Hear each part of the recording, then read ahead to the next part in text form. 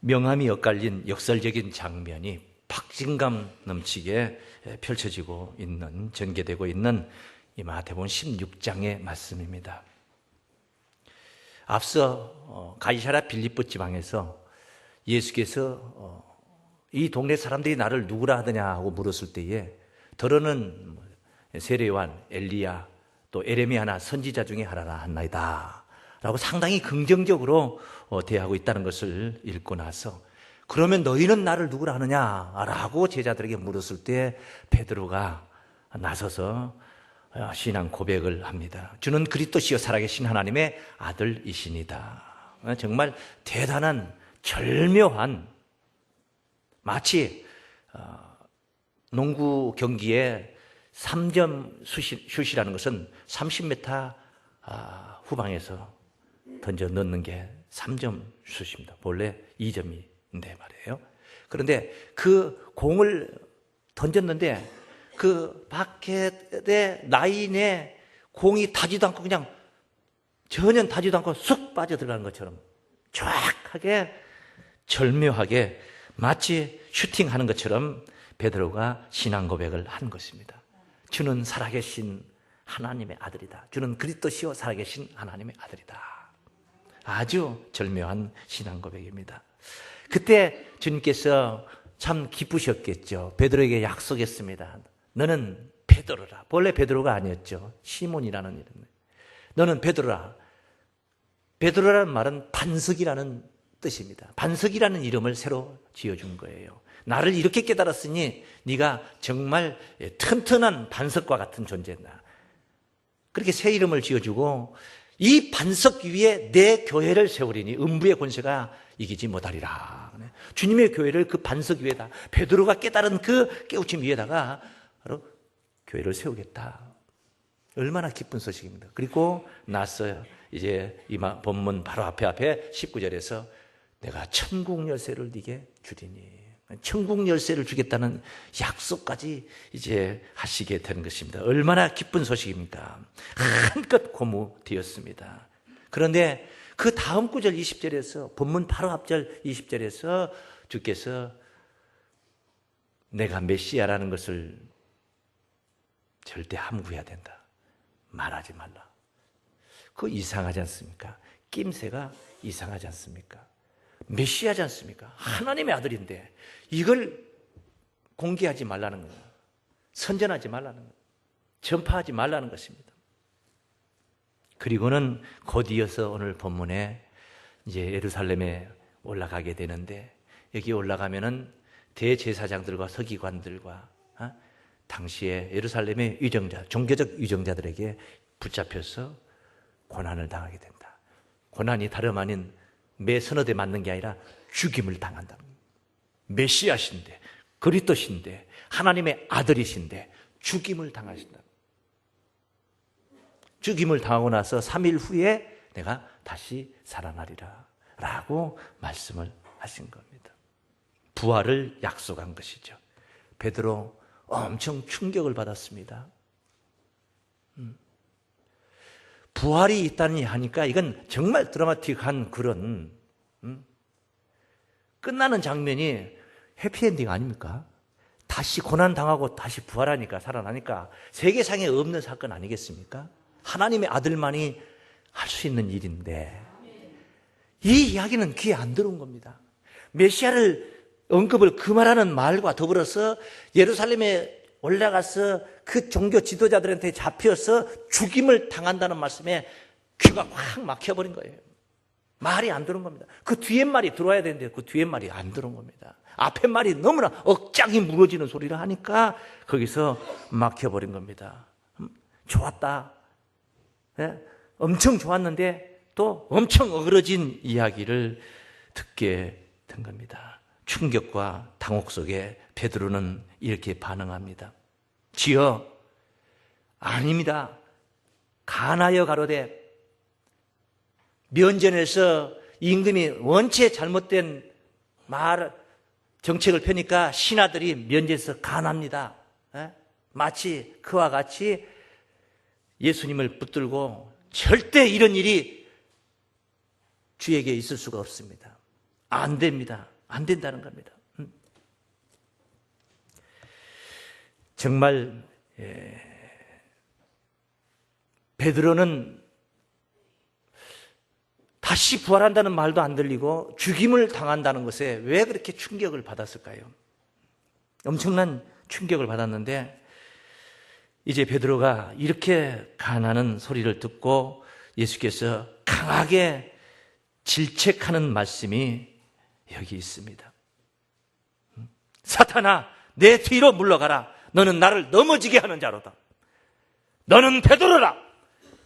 너는 베드로라. 이 말은 절대 네 신앙은 요지부동해. 나를 향한 이 신앙은 견고하고 튼튼하고 흔들리지 않는 그런 기반이 된 신앙이니 내가 여기에 내 교회를 세우겠다 하니 음부의 권세도 이기지 못하리라.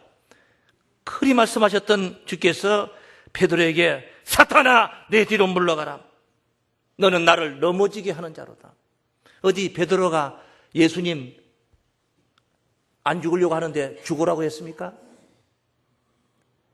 예수님 호강하시는데 고난받으라고 했습니까? 그런 저주라도 했습니까? 아니지 않습니까? 주께서 다친다는 이야기, 주께서 죽임을 당한다는 이야기, 이런 일이 있어서는 안 된다는 것.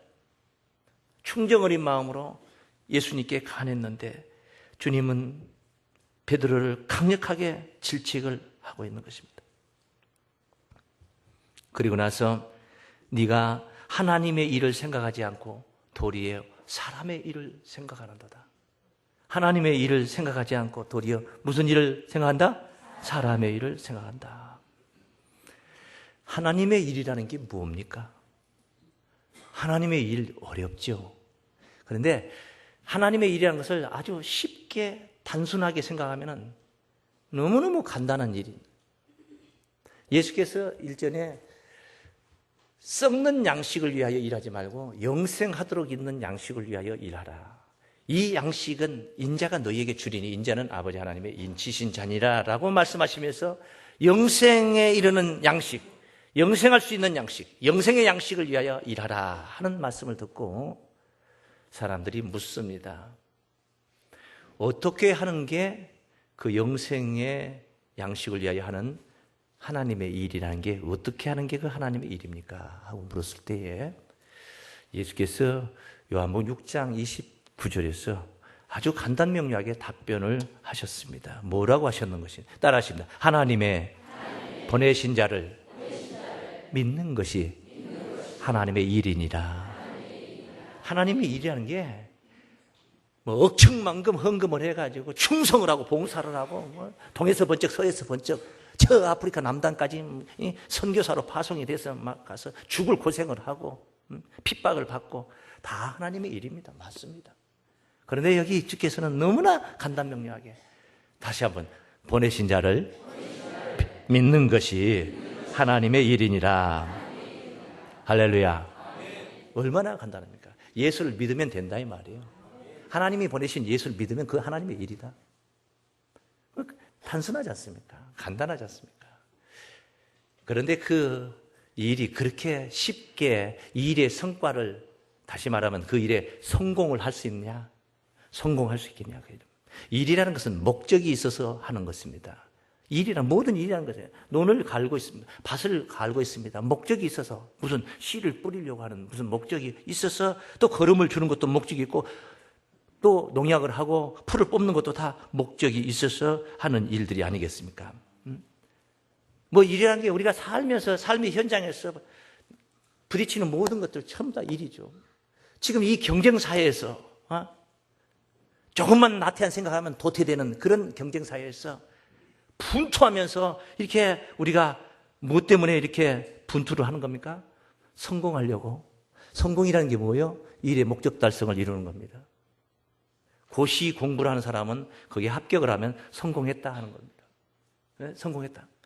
성공하려고 몸부림을 치는 것입니다. 베드로가 이 엄청난 하나님의 일에 지금 참여를 하게 됐지 않습니까?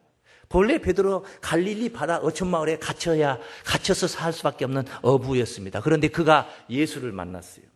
이 예수를 만나가지고 세상에 노젓는 인생이 하늘나라를 건설하는 인생으로 바뀐 겁니다. 대단한 변화를 누구를 만나서? 예수를 만나서. 그리고 그는 주목받는 인생이 된 겁니다. 사람들에게 주목을 받는 사람이 된 겁니다. 제자들이 12명 있지만 그 중에서도 예수의 제자 3인방이 있었습니다. 베드로와 야고보와 요한이라는 세 사람의 3인방. 그 3인방 중에서도 으뜸이 되는 수석 제자가 되어 있는 베드로가 아니었습니까?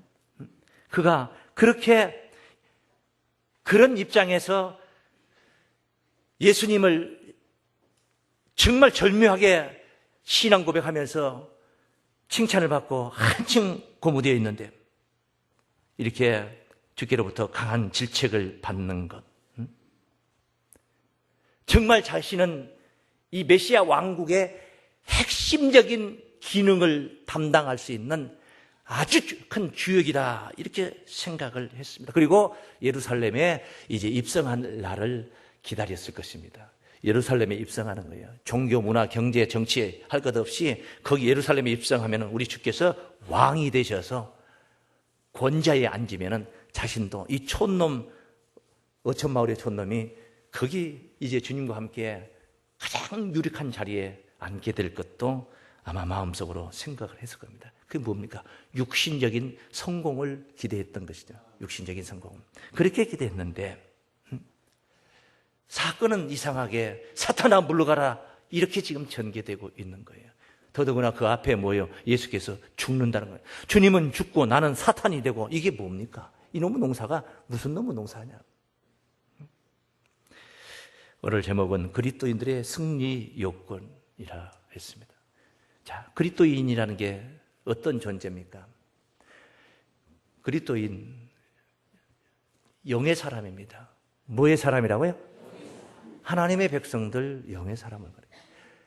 원래 이 그리스도인이라는 용어는 최초에 사도 바울이 바나바가 사도 바울과 함께 안디옥이라는 곳에서 예수 믿는 자들을 모아 복음을 전하고 또 가르치면서 그 안디옥 교회가 흥왕을 하게 됩니다. 그때 비로소 사도행전 11장 26절에 보면 비로소 그리스도인이라고 칭함을 받게 됐다. 예수 믿는 사람들이. 그런데 그리스도인이라 칭함을 받는 것은 당시에 그리스도인이라는 것은 좋은 이름이 아닙니다. 아, 대단한 사람들, 저분들 그리스도인들이다. 이게 아닙니다. 쉬운 말로 말하면 이상한 종교. 유대교에서 볼 때는 이상한 종교죠. 왜? 유대교 정통인데 유대교에 반하는 교리를 가지고 있는 것입니다. 그래, 이상한 종교, 그 유대교에 반하는 기독교인들을 그리스도인이라 했던 것은 쉬운 말로 표현하면 욕하는 소리입니다. 욕하는 소리와 똑같은 거예요. 그렇습니다. 그리스도인들은 세상에서는 욕하는 소리로, 욕먹는 소리로 듣게 된 거예요. 지금이니까 이 정도로 이 교세가 확장이 되어서 사람들이 얼마큼 인정을 하고 있지만은 우리나라에 들어왔을 때도 예수교라는 종교는 서양 귀신이라고 그랬습니다. 서양 귀신.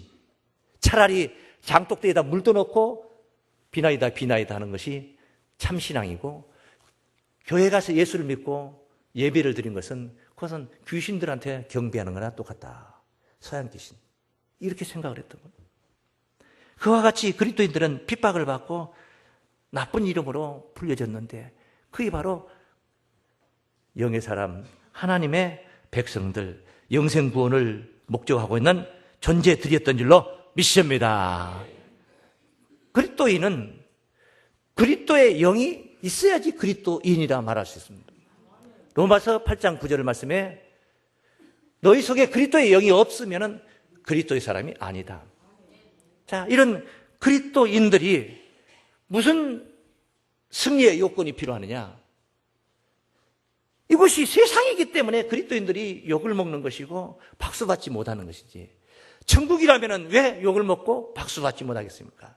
그러니 세상을 버려두고 그리스도인들이 저 천국으로 어디로 우리끼리만 가버린다면 뭐 간단할 일인데 예, 아닙니다. 세상을 변화시켜야 할 사명이 있다는 거예요. 믿습니까? 세상을 그리스도의 나라로 변화시키는 사명이 우리들에게 있다는 거예요. 그러니 그것이 쉽게 될 일이냐? 세상의 이정자들이 볼 때 그리스도인들에게 굴복할 일이 있겠냐요? 없죠. 그러니 보이지는 않지만은 매 순간 찰나마다 그리스도인들은 전쟁을 하고 있는 겁니다. 전투를 하고 있습니다. 어떤 전쟁? 가장 가까이 있는 내 가슴 속에서, 내 마음 심령 안에서 먼저 전쟁을 해요. 성령의 소욕과 육체의 소욕이 갈등을 하면서 전쟁을 합니다. 오늘 아침에 예배를 갈 것인가? 오늘 약속대로 친구 따라서 여행을 갈 것인가? 전쟁을 하는 것입니다. 전쟁을 하는 겁니다. 예배 끝나고 성도들과 함께 친교를 하고 공동체를 더욱더 활성화시키는데 함께 동참할 것인가? 아니면은 밥만 먹고 팍 가버릴 것인가? 이건 전쟁인 것입니다. 이 심령의 전쟁을 하는 겁니다. 그뿐이 아닙니다. 내 마음속에서만 전쟁하는 게 아닙니다. 내 마음 밖에 있는 많은 영혼들과의 전쟁입니다. 혈과 육의 전쟁이 아닙니다. 그래서 하나님의 전신갑주를 취하라 하신 줄로 믿습니다. 이런 전쟁을 하는데 전쟁의 승리를 해야 되지 않겠습니까? 그 승리의 요건이 있습니다. 그 첫 번째 요건이 뭐냐? 영의 일과 육신의 일을 분별할 줄 아는 그런 안목이 있어야 됩니다. 그런 지혜와 이해력이 있어야 된다. 따라 하시겠습니다. 그리스도인의 승리는 영의 일과 육의 일을 분별함에 있다. 영적인 일이, 이건 영적인 일이고 저건 육적인 일이다. 이걸 분별했네. 영적인 일이라는 것은요, 당연히 영적인 성공은 일이니까 영적인 일, 영의 일 아니에요, 일. 일의 열매를 가져야 될 거 아니에요. 열심히 일했으면 오늘 설교 일로 표현합니다. 일로 표현하겠어요. 제가 오늘 설교를 열심히 했습니다. 그러면 이 일에 관한 열매가 있어야 될 거 아니에요. 그 열매는 여러분들의 깨달음인 줄로 믿습니다. 여러분들이 한층 더 신앙이 업이 된다면 열매가, 좋은 열매가 성공적인 열매를 가졌다 할 수 있는 줄로 믿습니다. 그 영적인 일이라는 것은 그렇게 영적인 성공을 기대하는 것입니다. 그 영적인 성공을 기대하는 그 일이 무슨 생각을 하고 무슨 일을 생각을 해야만이 성공할 수 있는 거예요. 영의 일을 생각해야 영의 일에 성공을 가져오는 거예요. 믿습니까? 영의 일을 도모하는 자에게 영의 일에 성공이 있는 것이고, 육의 일을 도모하는 자들에게 영의 일이 저절로 그냥 자동으로 성공하는 게 아니에요. 육의 일이 잘 되고 육의 일이 부자가 되고 육의 일이 진급을 했더니 영의 일이 자동으로 그냥 장로가 되어버리고 목사가 되는 거 아닙니다. 육의 일이 검판사 되니까 영의 일은 신앙적으로 또 목사 장로가 되는 거 아니다 이 말이에요. 영의 일은 영의 일을 도모하는 자들에게 성공의 길이 열리는 거예요. 할렐루야. 오늘 베드로는 말입니다.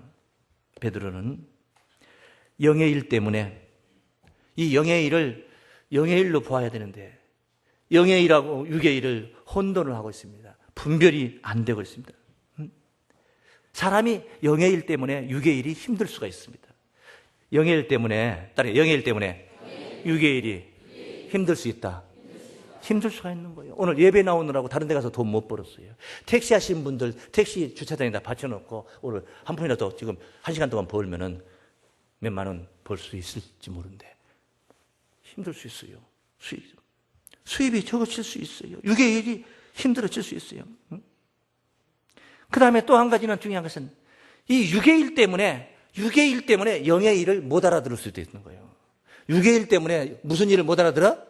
영의 일을 못 알아들어. 여러분 육신적인 고민거리가 있어요. 육신적인 집안에 집구석에 막 고민거리가 막 있습니다. 그래서 예배를 오기는 왔지만은 예배를 참석 안 할 수는 없고 해서 왔기는 왔는데 설교 시간에 그 집구석 생각을 계속 하고 있습니다. 예? 설교가 안 들어와. 자꾸 놓쳐. 육의 일 때문에 영의 일을 알아들을 수가 없는, 도리어 알아듣지 못하는 정도가 아니라 어쩌면은 자칫하면은 영의 일을 방해도 하게 되는 거예요. 거침돌이 되게 하는 거예요. 넘어지게도 하는 거예요. 오늘 본문 말씀 버전으로 표현하면 넘어지게도 하는 거예요. 영의 일을 넘어지게도 하는 거예요.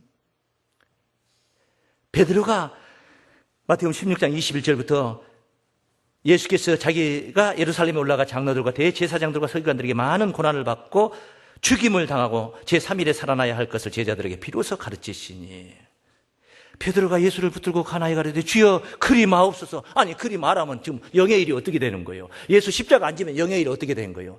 예수 자신도 영광의 보좌는 끝난 것이고 보장이 안 되는 것이고 온 인류가 다 구원을 못 받는 거예요.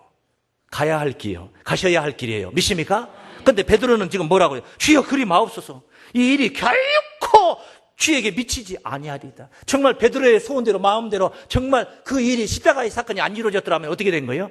농사 망한 거예요. 끝장난 겁니다. 인류의 구원은 없음, 생각도 말아야 될 일이요. 영의 일을 베드로가 어디서 막혔느냐? 육의 일로 착각을 한 겁니다. 예수가 예루살렘에 가면은 정권을 잡을 걸 생각했습니다. 그러니 촌놈이 예루살렘 올라간다는 것은 대단한 역사로 기대를 했는데, 아니 예루살렘에 가서 왕이 되기는커녕 죽임을 당한다는 소식을 들을 때에 귀가 콱 막힌 거예요. 다음 얘기가 안 들어옵니다. 부활한다는 이야기는 들어본 적도 없어요, 베드로가. 왜? 말 안 했으면? 오늘 분명히 표현했는데 베드로의 귓전에는 이런 소리가 들리지 않는 것입니다. 그래서 결코 주에게 미치지 아니하리다 했더니 예수께서 돌이키시며 베드로에게 이르시되 사탄아 내 뒤로 물러가라. 너는 나를 넘어지게 하는 자로다. 사탄아 물러가라. 어디 베드로가 사탄이었습니까? 앞서 언급했던 16장 18절 말씀에 뭐라고 했습니까? 너는 베드로라. 내가 이 반석 위에 내 교회를 세우리니 음부의 권세가 이기지 못하리라. 그렇게 칭찬받고 그렇게 인정받았던 베드로가 금세 사탄아 물러가라 소리를 들어야 되는 것. 무엇 때문입니까? 영의 일을 못 깨닫고 육신의 일로 착각을 하다가 그 지경이 된 것입니다. 영의 사람의 성공은 영의 일을 분별해서 영의 일을 성공하기 위해서 영을 쫓아가는 그런 신앙인, 그런 삶이 되어야 성공할 수가 있는 줄로 믿습니다. 따르십니다. 그리스도인의 승리는 영의 일을 쫓음에 있다. 분별해야지. 뭐가 된장이고 뭐가 변인지를 분별해서 그 다음에 상추 위에 올릴 것이 무엇이라는 그것을 찾아서 추구할 수가 있는 게 아니겠습니까? 무엇이 영의 일이고 무엇이 육의 일인가를 분별해서 그 영의 일을, 분별된 영의 일을 쫓아가는 것이지, 영육을 분별 못한 사람이 어떻게 영의 일을 쫓아갈 수가 있겠습니까? 로마서 8장 5절 6절 말씀입니다. 육신을 쫓는 자는 육신의 일을, 영을 쫓는 자는 영의 일을 생각하나니. 당연히 그렇게 되는 것입니다. 영의 일을 쫓는 자는 육신의 일을 쫓는 자, 생각이 거기에 미치기 때문에 육신의 생각은 사망이요 영의 생각은 생명과 평안이니라. 할렐루야. 하나님의 메시지는 오늘 이 시간에 여러분들에게 선포되고 있는 이 하나님의 메시지도 여러분의 영에게, 여러분의 심령 안에 임재하고 있는 영에게 지금 전달하는 메시지예요. 육신의 생각을 하고 있으면 이 메시지가 들어와 자정할 수가 없어요. 여러분의 심령을 파고 들어갈 수가 없어요. 영에게 전하는, 오직 있으면 하나님이 선지자들의 영의 하나님이라고 표현했겠습니까?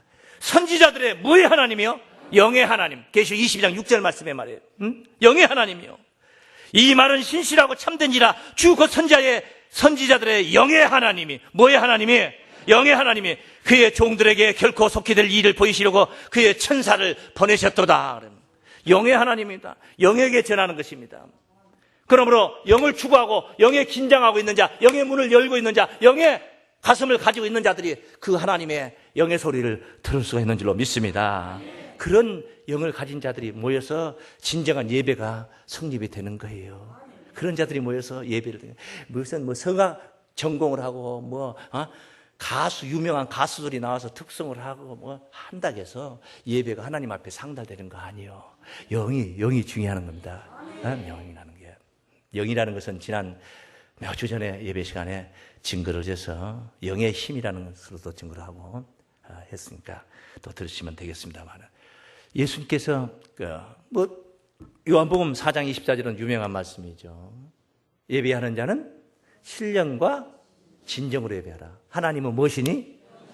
영이시니. 하나님 영으로 계시니까 신령과 진정으로 예배하라 하시고 나서 그 앞에 23절에 보시면 그런 사람들을, 그렇게 예배하는 자들을 찾는다는 말씀이 있어요. 아버지께 참으로 예배하는 자들은 신령과 진정으로 예배할 때가 오나니 곧 이때라. 아버지께서는 이렇게 자기에게 예배하는 자들을 찾으시느니라. 할렐루야. 그렇게 예배하는 자들로 여러분 오늘 이 시간에 들켜버리시기를 바랍니다. 영의 일을 육의 일로 보면 안 됩니다. 넘어집니다. 그리고 자신 하나만 넘어지는 게 아니라 이미 베드로는 넘어진 거예요. 오직 있으면 사단이라는 정죄를 받고 있지 않습니까?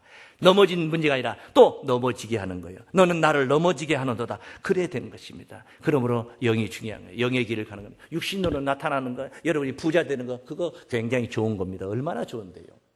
여러분, 아프신 분들, 병이 있는 분들이 예수 믿어가지고, 그래서 병 나음을 받았다. 굉장히 좋은 겁니다. 세상 의학이 못 고치는 것을 예수 믿었더니, 병이 고쳐졌다. 얼마나 귀하고 정말 대단하고 좋은 겁니까? 그러나 그건 구원은 아닙니다. 구원으로 가는 과정이지, 그게 구원은 아닌 거예요.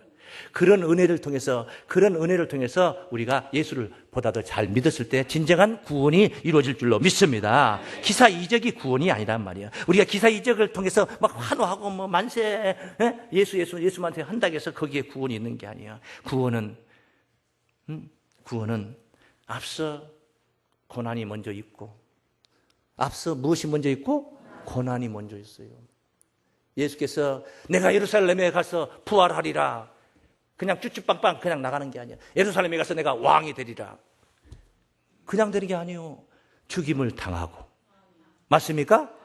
왕이 안 되는 건 아니에요. 왕이 돼. 그런데 뭐예요? 죽임을 당하고. 그리고 나서 다시 살아나서 부활하여서. 할렐루야.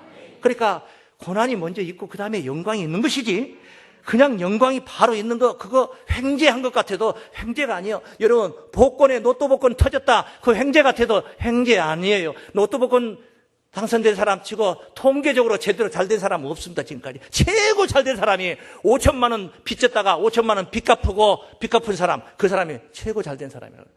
조사해 본 바에 의하면 그래요. 얼마 전에 제가 들은 매스컴에서 들은 얘기입니다. 그냥 되는 게 아니에요. 땀 방울을 흘려서 얻어지는 그 하나님의 동전이 귀한 겁니다. 고난이 있고 고난의 열매, 그것이 귀한 거란 말이에요. 그것이 귀한 거예요. 그래서 그리스도인들의 승리는 고난의 십자가 그 너머에 있다는 거예요. 따르십니다. 그리스도인의 승리는 고난의 십자가 너머에 있다. 고난의 십자가 앞에 있는 게 아니에요. 고난의 십자가 넘어 있는 거. 다행이지. 얼마나 다행입니까? 자, 흑암이 먼저 있었고 그 다음에 빛이 있으라 하심에 빛이 있었고, 이게 얼마나 다행입니까? 빛이 있었는데 그 다음에 하나님이 흑암을 줘버리면 처음에는 잘 됐는데 나중 망한 거 아닙니까? 그렇잖아요. 옛날 내 조상들이 다 정성이었고 대감만이 많이 다 이랬는데 지금은 내가 다리 밑에서 훌라춤 추고 있는 거지 나발이 돼버렸으면 그 잘 된 겁니까? 좋은 게 아니에요. 옛날에 내 조상들이 거지였었고 내 조상들이 아주 그냥 빌어먹고 살았지만은 지금 내가 영의정 좌의정이 되고 대통령이 되고 검판사가 되고 장관이 됐다. 그게 좋은 거예요. 빛이 있고 그 다음에 어둠이 오는 게 아니라 어둠이 있고 나서 그 다음에 빛이 있는 거예요. 이게 하나님의 역사인 줄로 믿습니다. 영광이 있고 나서 예루살렘에 가서 임금 되고 나서 그 다음날 십자가에 못 박아 죽어버리면 어떡할 거예요? 그거 아무 소용없는 거예요. 소용없는 거예요.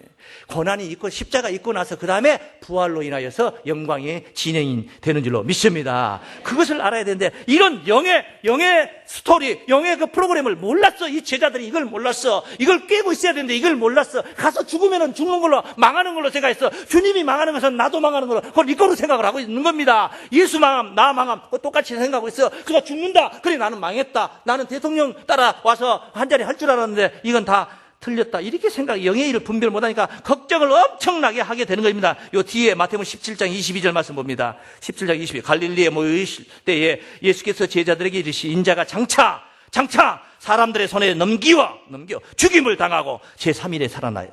3일에 살아난다니까 얼마나 좋은 거예요. 신비로운 거 아닙니까? 신비로운 거. 부활이라는 것을 이게 나타내는 게 신비로운 거. 그런데 따라요. 제자들이 심히 근심하더라.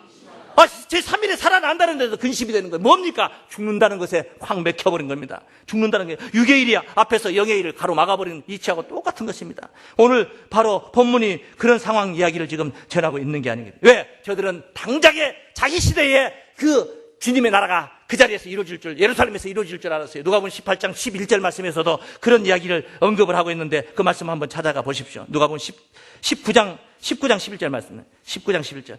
저희가 이 말씀을 듣고 있을 때 비유를 더하여 가라 말씀하시니 이는 자기가 예루살렘에 가까이 오셨고 저희는 하나님의 나라가 당장에 나타날 줄로 생각함이로라. 당장에 하나님 나라가 예루살렘에 가까이 왔으니까 이제 당장에 하나님 나라가 이루어질 줄 생각하고 있어요. 거기서 육신 예수가 죽지 않고 하나님 나라 그냥 왕이 될 줄만 생각을 했더란 말이에요. 그러니 잘못된 메시아관, 이런 정신상태에 있는 사람들에게 입을 함구시키지 않으면 어떻게 되겠습니까? 쫓아나가가지고 전부 다 이제 곧 쿠데타 이루어지고 성공한다, 멋진다 할 게 아니에요. 예수께서 말씀하시기를 본문 바로 앞절 말씀에 16장 20절에 내가 메시아라는 것을 말하지 말라. 그런 아직 육의 일과 영의 일을 분별 못하는 정신상태, 신앙상태는 말하면 안 되는 거예요. 메시아는 고난의 메시아로 세상에 오신 줄로 믿습니다. 세상 왕이 되기는 그냥 세상에게 죽임을 당해서 인류의 죄를 다 도말하시는, 대신 짊어지시는 그 길을 가신 줄로 믿습니다. 우리가 사람의 일을 생각하면 사단의 도구가 된다는 것을 알아야 됩니다. 사람의 일을 생각하면 그렇게 되는 거예요. 그러니 하나님의 일을 생각하는 자들 되시기를 바랍니다. 영광길 전에는 고난이 필수다는 거예요. 고난은 필수예요. 어쩔 수 없어요. 고난 없이 그냥 거저 얻어지는 세대. 부모가 고생해가지고 번 돈, 자식들이 그냥 유산으로 얻으면 그 다 탕진하는 세대예요. 그 세대는 탕진하는 세대예요. 잘 된다는 보장이 없어요. 다 관리할 능력이 있는 사람들에게 그것은 주어지는 것입니다. 일부라도 찾아서, 고생은 젊어서 찾아서 일부라도 해야 되는 거예요. 그러니 그렇게 나타나는 고난이 있다면 그것은 바로 하나님이 우리를 사랑하시는 징표인 줄로 믿습니다. 사람의 뜻으로 하나님의 뜻을 바꾸려고 하는 메시아 왕국의 성격을 잘못 이해해서 말입니다. 그런 신앙이 되어서는 안 됩니다. 자기 십자가를 지거나 이런 우리 주님의 십자가의 길은 누구에게나 다 있습니다. 주님은 심지어 죽음의 십자가까지 졌어요. 그러니 우리도 그 길을 간다면 고난이 먼저 있어야 되는 거예요. 고난의 길을 가는 겁니다. 믿습니까? 별의별 나쁜 소리 다 들으면서 진리를 따라가는 거예요. 그 고난의 길을 그렇게 가는 겁니다. 자기 십자가를 지고 오라 하신 줄로 믿습니다. 여러분의 십자가 무겁다 생각 마시고 능히 이기는 자들로, 참으로 이기는 자들로, 승리자들로 진정한 승리의 쾌가를 부르는 그리스도인들 되시기를 주의 이름으로 축원합니다.